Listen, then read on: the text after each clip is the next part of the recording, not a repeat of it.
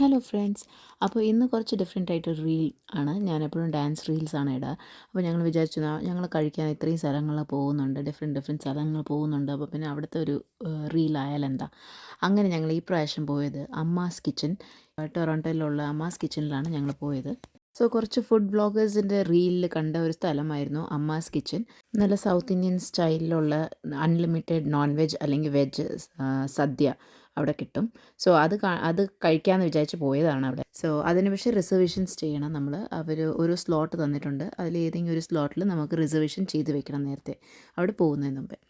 So അങ്ങനെ ഞങ്ങൾ സദ്യ തുടങ്ങിയപ്പോൾ ഫസ്റ്റ് നമുക്ക് കുറച്ച് റായ്ത്ത, പിക്കിൾ, ചിക്കൻ ഫ്രൈ, പിന്നെ ഫിഷ്, പിന്നെ വെജിറ്റബിൾ പക്കോട, പിന്നെ വട, മട്ടൻ സുക്ക, ചിക്കൻ കറി, പൊറോട്ട, ചിക്കൻ ബിരിയാണി, പിന്നെ പായസം, ലാസ്റ്റിൽ മോര്, ഇതെല്ലാം കിട്ടി. നല്ല സൂപ്പറായിട്ടുള്ള ഫുഡായിരുന്നു, പറയാൻ വയ്യ. നല്ല അടിപൊളി ഫുഡ്. എനിക്ക് ഫിഷ് ഫ്രൈ ഒത്തിരി ഇഷ്ടപ്പെട്ടു. ഹസ്ബൻഡിന് മട്ടൻ ചുക്ക നല്ല ഇഷ്ടപ്പെട്ടു.